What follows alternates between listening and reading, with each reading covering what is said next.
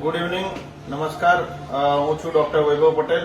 તો આજે આપણે એસીએલ લિગામેન્ટ વિશેની માહિતી આપીશું અને એસીએલ લિગામેન્ટનું શું કામ હોય છે, તેનો શું ઉપયોગ હોય છે અને તેની સર્જરી કેમ કરવામાં આવે છે, તેને ઓપરેશન પછીનો અને ઓપરેશન દરમિયાનનો એક્સપિરિયન્સ શેર કરીશું. તો આપણી જોડે આજે એક પેશન્ટ છે. શું નામ છે તમારું?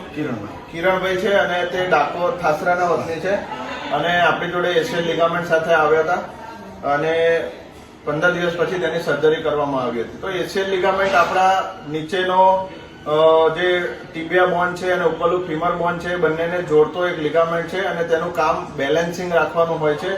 તે ખાસ કરીને જ્યારે આપણે સીડી નીચે ઉતરીએ, જ્યારે જમ્પિંગ કરીએ, જ્યારે સ્પોર્ટ એક્ટિવિટી કરીએ, તે માટેનો સ્ટેબિલાઇઝર લિગામેન્ટ છે.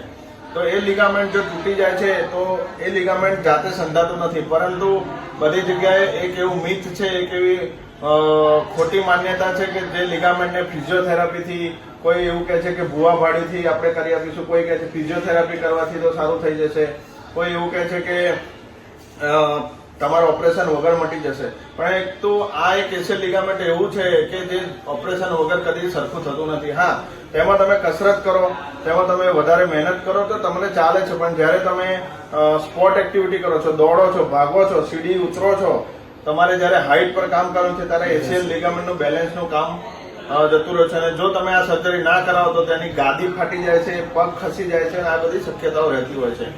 તો કિરણભાઈને પૂછીશું કે તેમને કેટલી તકલીફ પડી ને કઈ રીતના આવ્યા હતા તમે કિરણભાઈ? તમને કોણે કીધું હતું કે એસીએલ લિગામેન્ટ તમારો ડેમેજ થયો છે?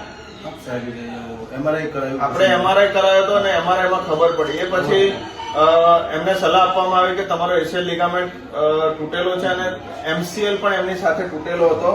એની બાજુનો લિગામેન્ટ પણ એ ગ્રેડ 1 હતો, એટલે એ ઓપરેશન વગર મટી શકે છે, પણ એસીએલ લિગામેન્ટ ઓપરેશન વગર મટતો નથી. એટલે એમસીએલ નું કન્ઝર્વેટિવ મેનેજમેન્ટ કર્યું છે અને એસીએલ લિગામેન્ટ આપણે એનું ઓપરેશન ઓગળી જાય એવો સ્ક્રૂથી કરવામાં આવે છે. અને એક આપણી એકમાત્ર એવી હોસ્પિટલ છે ખેડા જિલ્લામાં કે તે ખૂબ જ સસ્તા રેટથી આ એસીએલ નું ઓપરેશન તમને કરવામાં આપ્યું, કારણ કે અમદાવાદ અને બોમ્બે, દિલ્હી જેવામાં આ ઓપરેશન ખૂબ જ મોંઘું થતું હોય છે. તેથી તમને જે સર્જરી ઓગળી જેવા સ્ક્રૂથી કરવામાં આવી છે તે ખૂબ જ સારા રેટમાં કરી આપવામાં આવી છે. તો કિરણભાઈનો કેવો એક્સપિરિયન્સ રહ્યો? કોઈ તકલીફ પડી તમને? સારું છે. તમે બીજા પેશન્ટ તમારા થાસરા બાજુના હોય તો તમે આપણી હોસ્પિટલને રિકમેન્ડ કરશો. અને તેમને કસરત પણ આજે આપણે શીખવાડવામાં આવી. કિરણભાઈને બીજા દિવસથી ચાલતા કરવામાં આવે છે ઘોડી સાથે. 15 દિવસે ઘોડી છોડી દેવાની હોય છે, 15 દિવસ પછી લાકડીમાં સાથે ચાલવાનું હોય છે. પરંતુ તમારો એમસીએલ લિગામેન્ટ છે